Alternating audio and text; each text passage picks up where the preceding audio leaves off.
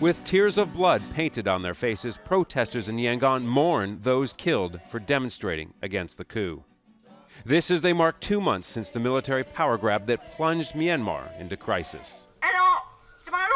We are very sad for our fallen heroes and protesters who are still fighting the military, but we will never give up. The legal team of deposed leader Aung San Suu Kyi Thursday announced that she has been charged with violating the country's colonial-era Officials Secrets Act. She's been detained since February 1st and has also been charged on 2 other accounts and has been accused of bribery. It's a crisis that's now spilling outside its borders. For the first time in more than 20 years, Myanmar military fighter jets attacked Karen ethnic army-held areas near the Thai border. Those attacks during the past few days sent thousands of civilians across the border into Thailand, seeking safety and medical attention. It also prompted the strongest reaction yet from the Thai government on the coup next door. Thailand is gravely troubled by the reports of more casualties among the Myanmar people. During this past weekend, we reiterate our call for the exercise of utmost restraint, the escalation of situation, end to violence, and further release of detainees. Some of the ethnic army groups have denounced the coup, throwing support behind the protesters, and have even called for an increase in attacks on Myanmar's military. Most have spent years fighting for greater autonomy. The UN envoy on Myanmar has warned of a civil war if the situation does not improve. Some feel that not only is there already a civil war in Myanmar, but on 2 fronts, the streets and the ethnic territories. I do think what we're in now is a situation of 2 civil wars. One which is 2 months old, and it's what the military started when they staged a coup. So it's a civil war with the entire country. And then there's the second civil war, which has been going on for 7 decades, which is against a lot of these ethnic armed organizations. As protesters in Yangon burned copies of the 2008 Constitution that gave deep powers to the military, a parallel government has been set up by deposed members of parliament, mostly from Aung San Suu Kyi's former governing NLD party. They have called for a federal democracy that would include the ethnic armed groups. Scott Heidler, Al Jazeera.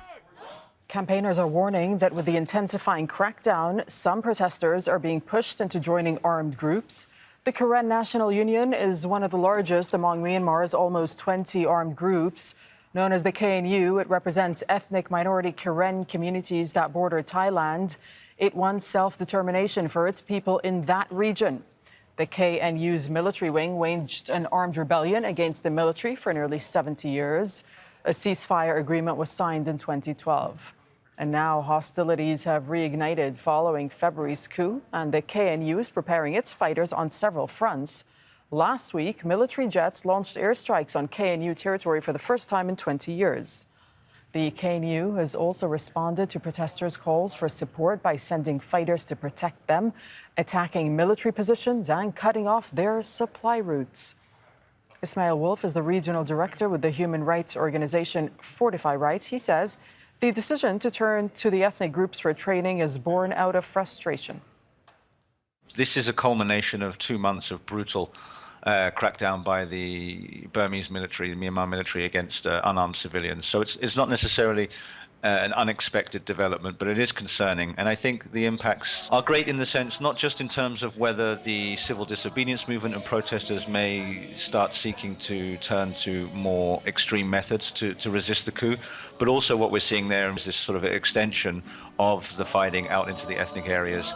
You've seen that the sort of de facto or parallel government under the name of the CRPH put forward its constitution and is really trying to seek to bring in the ethnic armed groups that have long had these long-standing tensions, some ceasefire agreements, and they've all lapsed actually over the last few weeks. So there's concern, as has been raised already, that this may escalate and then we'll see increased fighting, and that's going to in the ethnic areas, but that's also going to have a severe impact on the safety and security of the wider population. So this is an escalation from the military side. The concern, I think, for the military will be that they could see themselves opened up on many different fronts, and that it really is not just a concern, as you say, for the military, but also for the entire population, as I said before. So there are, very deep concerns. I think the military may not have predicted such a potentially unified response against the Tatmadaw and this coup.